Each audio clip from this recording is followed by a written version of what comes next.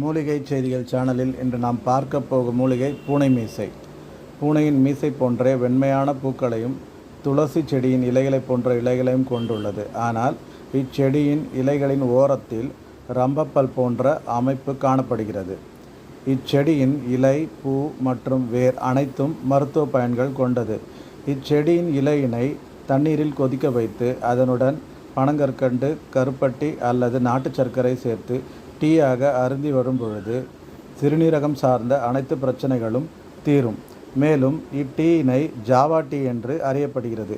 இட்டீயினை தொடர்ந்து அருந்தி வரும் பொழுது ரசாயன உரங்களால் உருவாக்கப்பட்ட உணவு மற்றும் காய்கறியினால் நமது இரத்தத்தில் தேங்கியுள்ள நச்சுக்களை கரைத்து வியர்வை மற்றும் சிறுநீர் மூலமாக வெளியேற்றும்.